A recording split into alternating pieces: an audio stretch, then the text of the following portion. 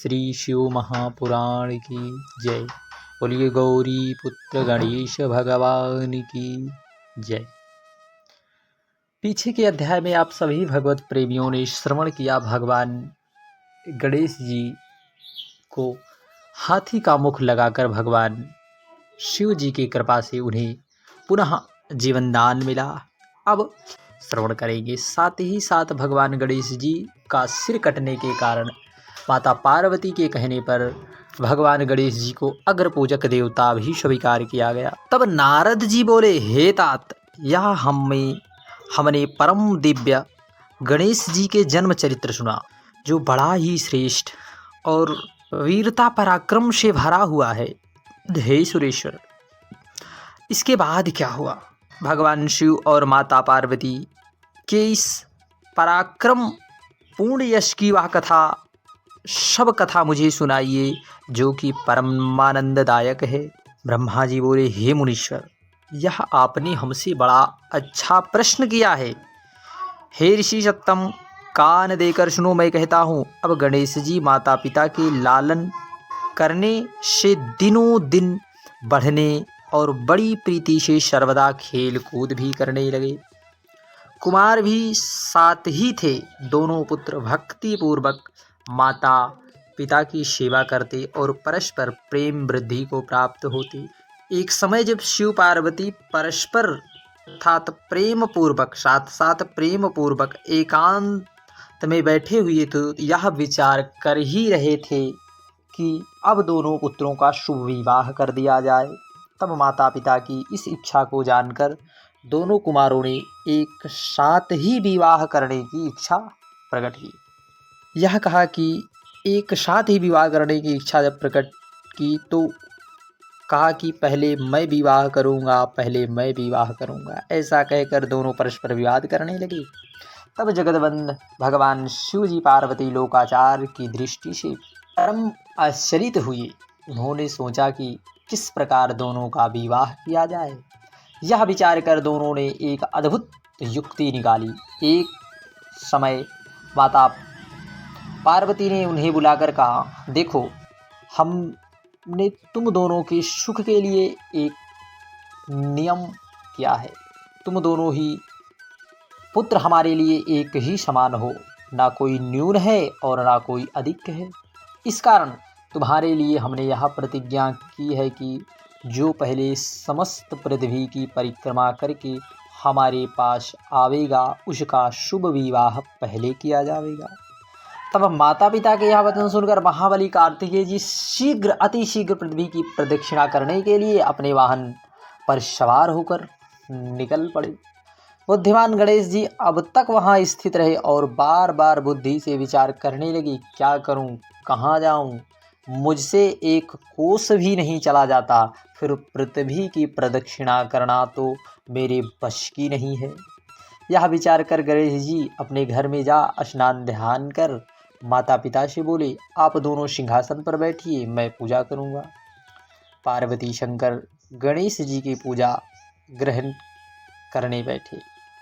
तब गणेश जी ने उन दोनों की पूजा कर परिक्रमा की, फिर हाथ जोड़कर प्रेम पूर्वक माता पिता की स्तुति कर बोले, आप मेरा सुंदर विवाह कर दें। तब माँ पार्वती और शिव ने कहा, क्या तुम पृथ्वी की परिक्रमा कराए? कुमार तो गए हैं, जाओ तुम भी अति शीघ्र परिक्रमा करके आओ। तब गणेश जी माता पिता की यह वचन सुन किंचित क्रोध से बोले, हे माता पिता जी, आप दोनों कर्मस्वरूप स्वयं ही बड़े बुद्धिमान हैं, अतः मेरी यह बात सुनिए कि जब मैंने आपकी 7 बार परिक्रमा कर ही ली है, तब फिर आप कैसे कहते हैं कि पृथ्वी की परिक्रमा कराओ? तब माता पार्वती और शिव ने कहा, हे पुत्र, तुमने इस महान पृथ्वी की कब प्रदक्षिणा की? तब गणेश जी ने कहा, जब मैं आप दोनों की पूजा और परिक्रमा कर रहा था तो समस्त पृथ्वी की परिक्रमा हो गई थी।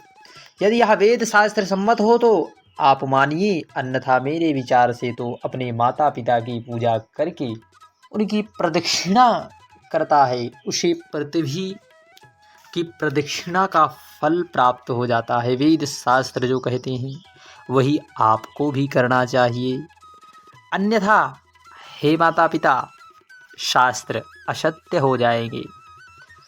अब आपको शीघ्र ही मेरा विवाह कर देना चाहिए। यह कीजिए वेद शास्त्र की मर्यादा को, या तो असत्य मान लीजिए। ऐसा कहकर बुद्धिमानों में श्रेष्ठ महाज्ञानी पार्वती पुत्र गणेश चुप हो गए। तब विश्व के माता पिता माँ पार्वती और भगवान शिव गणेश जी के ये वचन सुनकर आश्चर्यित हो गए और पुत्र की विलक्षण बुद्धि की प्रशंसा कर बोले, हे पुत्र, अवश्य ही तुम्हारा कहना यथार्थ है। तुमने जो कुछ कहा उसको कोई भी नहीं कर सकता। तुम्हारी यह बात हम दोनों ने मान ली है। इस प्रकार बुद्धिमान गणेश जी को आश्वासन देकर शिव पार्वती ने उनके विवाह की इच्छा की। तो ब्रह्मा जी बोले, इसी समय विश्वस्वरूप नामक प्रजापति ने शिवा के पास आकर अपनी सिद्धि और बुद्धि नामक दोनों कन्या के विवाह के लिए बातचीत आरंभ की। तब माता पार्वती ने और भगवान शिव ने उनका प्रस्ताव स्वीकार किया। उनके साथ गणेश जी का विवाह निश्चित कर लिया। पार्वती और शंकर के विवाह की तरह ही सब देवता इस विवाह में आए। विश्वकर्मा ने गणेश जी का विवाह कराया। सब देवता और ऋषियों ने बड़ी प्रसन्नता व्यक्त की। गणेश जी बहुत प्रसन्न हुए। कितने समय पश्चात गणेश जी की दोनों स्त्रियों से दो सुंदर पुत्र उत्पन्न हुए। सिद्धि से क्षेम और बुद्धि से लाभ नामक दो पुत्र उत्पन्न हुए। इस प्रकार गणेश जी के अचिंत सुख भोग किया। तब तक पृथ्वी प्रदक्षिणा कर कार्तिकेय जी आ गए, परंतु जब वह घर पहुँचने ही वाले थे कि उससे पहले ही विघ्न को उत्पन्न करने वाले अर्थात कलह को उत्पन्न करने वाले कलह प्रिय उनकी भेंट नारद जी से हो गई।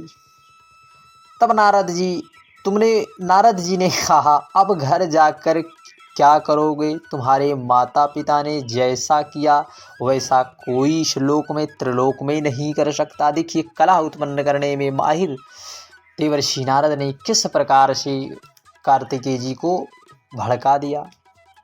तुमको तो पृथ्वी प्रदक्षिणा के लिए भेज दिया और इधर गणेश जी का परम शोभन विवाह कर दिया। प्रजापति विश्वरूप की दो कन्याएं, उनकी दो स्त्रियां हैं, उनके दो पुत्र भी हो चुके हैं।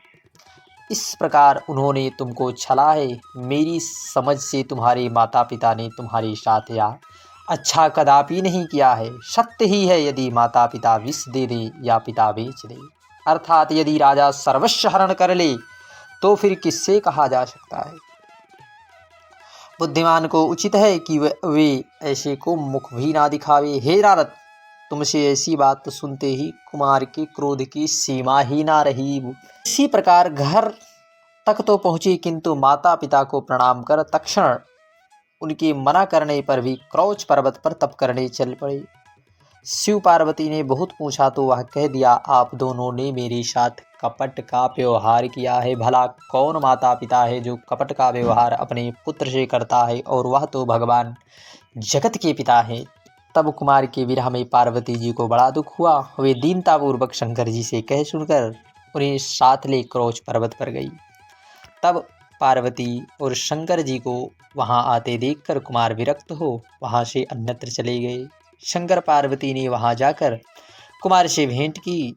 तब से उन दोनों स्थानों में कार्तिकेय कुमार सहित शंकर पार्वती का बड़ा महत्व है, तक माननीय है। जो इस कथा को पढ़ता, पढ़ाता, सुनता, सुनाता है, उसकी समस्त मनोकामनाएं पूर्ण होती हैं। बोलिए भगवान देव देवीश्वर महादेव की।